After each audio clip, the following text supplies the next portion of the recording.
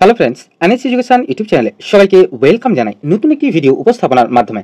এই মুহূর্তে যে গুরুত্বপূর্ণ এবং বিগ ব্রেকিং আপডেটের দিকে আমরা নজর রাখবো সেটি হচ্ছে এসএসসি শিক্ষক নিয়োগ আপডেট। এই এসএসসি শিক্ষক নিয়োগ আপডেটের ব্যাক টু ব্যাক ভিডিও রয়েছে আমাদের চ্যানেলে।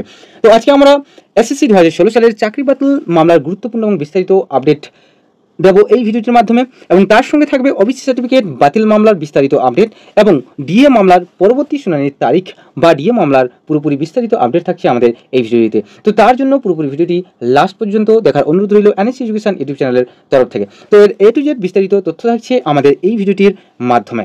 আমরা এই মুহূর্তে রয়েছি সুপ্রিম কোর্ট অফ ইন্ডিয়ার অফিসিয়াল ওয়েবসাইটে। তোমরা এই মুহূর্তে যারা অন স্ক্রিনে আছো তোমরা অবশ্যই দেখতে পাচ্ছ। তো তোমাদেরকে বলে দিই, আমাদের এই তিনটি বহু প্রতীক্ষিত মামলা, যেটা পশ্চিমবঙ্গে তথা আমাদের রাজ্যে তথা ওয়েস্ট বেঙ্গলের একটা গুরুত্বপূর্ণ এবং বিশাল আকার একটা মামলা, বা এই তিনটি মামলা। তো এই তিনটি মামলা গত 7ই জানুয়ারি কিন্তু সুপ্রিম কোর্টের যথারীতি যে কোড নাম্বার 1, কোড নাম্বার 2 এবং কোড নাম্বার 4-এ কিন্তু লিস্টের অবস্থায় ছিল। তো এসএসসি 2016 সালের প্যানেল বাতিল মামলা এবং আমাদের ওবিসি সার্টিফিকেট বাতিল মামলা এবং ডিএ মামলা, যদিও আমরা ওই দিনই কিন্তু লাইভ ব্রডকাস্টিং করেছিলাম, তো কিছুটা টেকনিক্যাল এররের জন্য আমরা ওবিসি সার্টিফিকেট বাতিল মামলা এবং ডিএ মামলাটিকে সঠিকভাবে কিন্তু লাইভ সম্প্রসারণ করতে পারিনি। তো তার জন্য আমরা অর্থাৎ এনএস এডুকেশন ইউটিউব চ্যানেলের তরফ থেকে আমরা সবাইকে বা সবার কাছ থেকে ক্ষমা প্রার্থী। তো প্রথমে তোমাদেরকে বলে দিই, আমাদের এই যে মামলাগুলো যেটা আমরা এতক্ষণ অবধি আপডেট পেয়েছি, যে তিনটা মামলায় কিন্তু কোনো মামলার পুরোপুরি হিয়ারিং হয়নি। কেন হয়নি, কিসের কারণে হয়নি বা কিসের জন্য হয়নি, সেটাও আজকে আমরা এই ভিডিওর মাধ্যমে তুলে ধরার চেষ্টা করবো কিছুটা হলেও। তো আগে আমরা এই তিনটি মামলা সিরিয়াল ওয়াইজ কিন্তু একের পর এক, মানে প্রথমে হচ্ছে এসএসসি 2016 সালের প্যানেল বাতিল মামলা, তারপরে আমরা আলোচনা করব আমাদের ওবিসি সার্টিফিকেট বাতিল মামলা, তারপরে আমরা একটু ইন ডিটেলসে জানার চেষ্টা করব এই ডিএ মামলার সম্পর্কে। তাহলে চলো আমরা দেখে নিই একের পর এক সুপ্রিম কোর্টের অফিসিয়াল ওয়েবসাইটে এদের ডায়েরি নাম্বারগুলো দিয়ে এই মামলাগুলি আবার কবে সুপ্রিম কোর্টের যে যথারীতি যে কোড নাম্বারগুলোতে উঠতে চলেছে বা এর টেন্টেটিভ একটা ডেট কবে দিল সুপ্রিম কোর্টের অফিসিয়াল ওয়েবসাইট থেকে পাবলিশ করা হলো, সেটাও কিন্তু আমি তোমাদের সামনে অন স্ক্রিনে তুলে ধরার চেষ্টা করবো এই মুহূর্তে।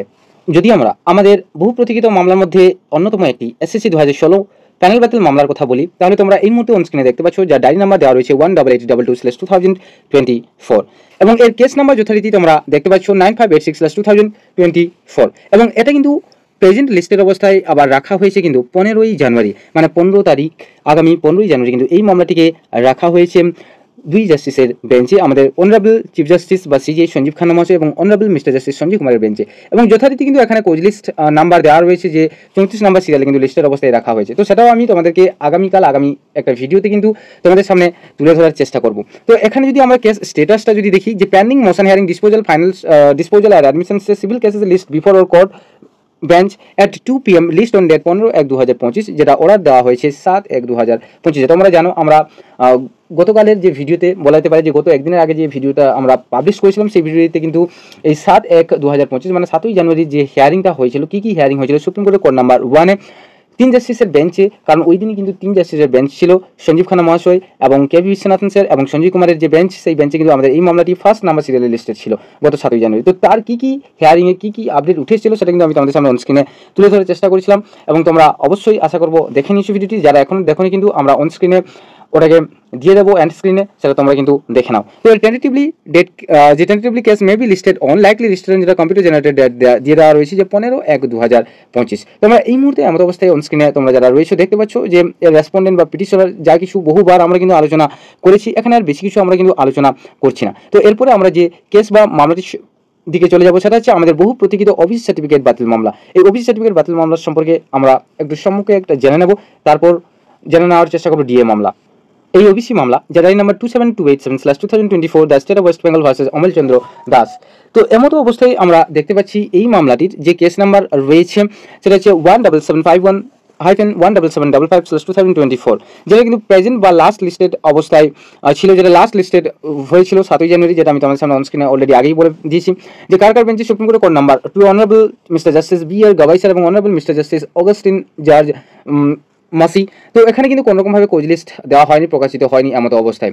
তো এই মামলাটি কিন্তু বিচারপতি দ্বয়রা গত 7ই জানুয়ারি যে ওরাটা দিয়েছিলেন, যে এখানে স্টেটাস বা স্টেজ যেটা দেওয়া রয়েছে তোমরা দেখতে পাচ্ছ অন স্ক্রিনে, যে pending motion hearing top of the list for admission list on date 28/1/2025 top of the board ওরা ডেটেড 7/1/2025, যার কম্পিউটার জেনারেটেড ডেট দেওয়া রয়েছে কিন্তু 28শে জানুয়ারি, যেটা তোমরা প্রত্যেকেই কিন্তু অবগত বা প্রত্যেকেই কিন্তু তোমরা জানো, ওই দিনই তোমরা জানতে পেরে গেছিলে। এবং আমরা ওই দিনই কিন্তু অনেকটা ডিলেভাবে লাইভ স্ট্রিমিং বা লাইভ ব্রডকাস্টিং করিয়েছিলাম, কারণ কিছু টেকনিক্যাল এররের জন্য কিন্তু আমাদেরকে ওই লাইভ ব্রডকাস্টিংটিকে আমরা দিতে পেরেছিলাম না।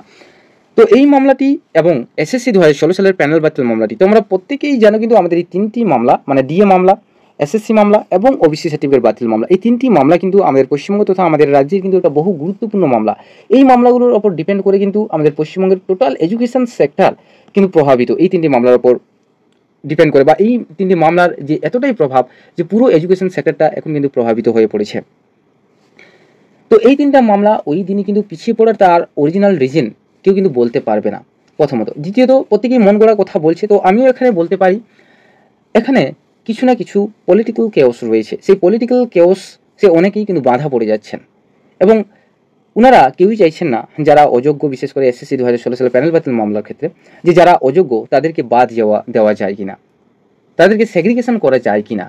তো সেই দিকটাকে ওনারা কিন্তু নজরাধীন করছেন না, কারণ এক্ষেত্রেও অনেক কিছুর প্রবলেম হতে পারে।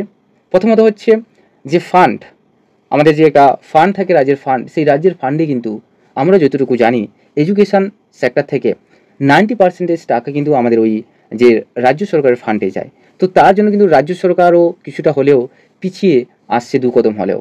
যে দেখছে যদি এতজনের যে অযোগ্য যারা ঘোটালা করেছে, যারা কারচুপি করেছে, যারা ওএমআর কে স্কেম করে চাকরি পেয়েছে, তো তাদের জন্য কিন্তু রাজ্য সরকার তাদের জন্যই রয়েছে, কোনো অযোগ্য বা বেকারদের জন্য নয়। কারণ আমরা পরপর প্রত্যেকটা হিয়ারিংয়ের ক্ষেত্রে বা হিয়ারিংয়ের বেলায় কিন্তু আমরা দেখতে পাচ্ছি যে এখানে কার গাফিলতি রয়েছে। কখনো কখনো দেখা যাচ্ছে বিচারপতি দ্বয়দের গাফিলতি, আবার কখনো কখনো দেখা যাচ্ছে যে রাজ্য সরকারের তরফ থেকে কিছু গাফিলতি থাকছে।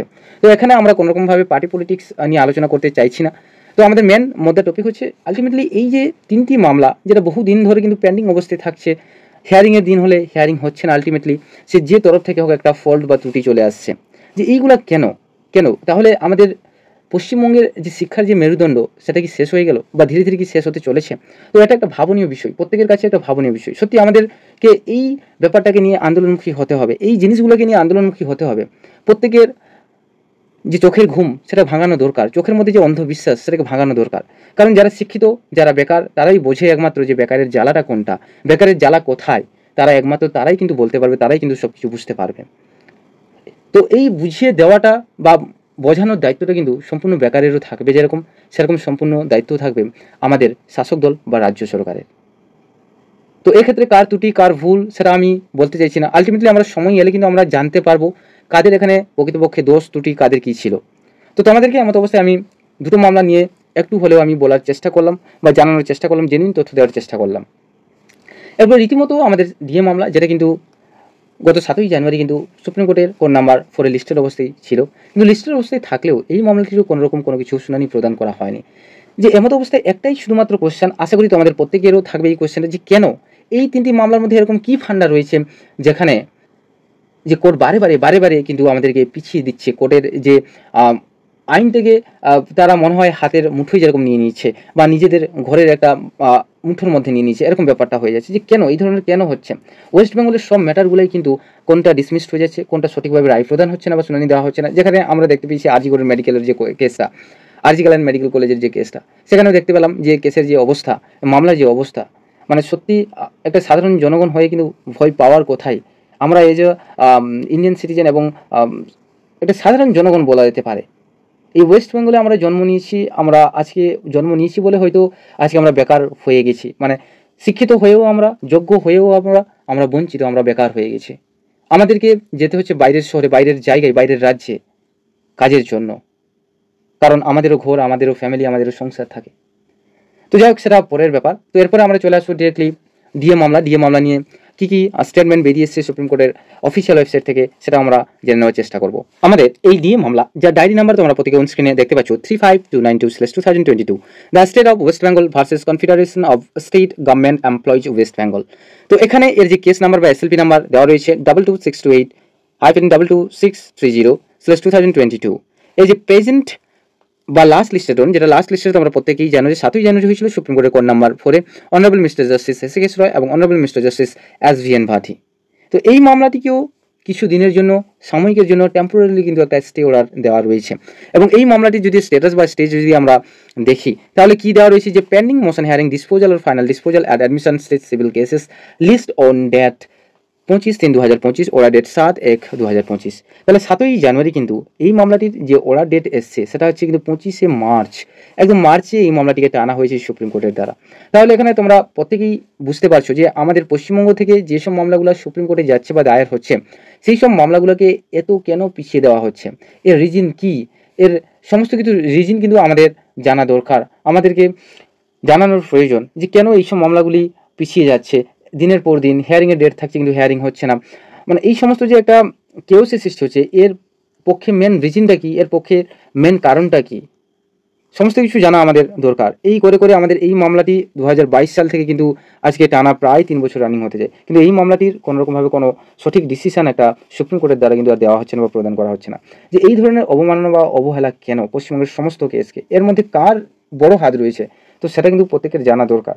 তো যদিও আমরা এই ভিডিওর মাধ্যমে কোনোরকমভাবে রিভিল করতে চাইছি না কার হাত রয়েছে, এটা সম্পূর্ণ রাজ্য সরকার এবং আমাদের রাজ্যে যা শাসক দল রয়েছে তারাই কিন্তু সম্পূর্ণভাবে বলতে পারবে, তারাই সম্পূর্ণভাবে অপারেট করতে পারবে এই জিনিসটাকে।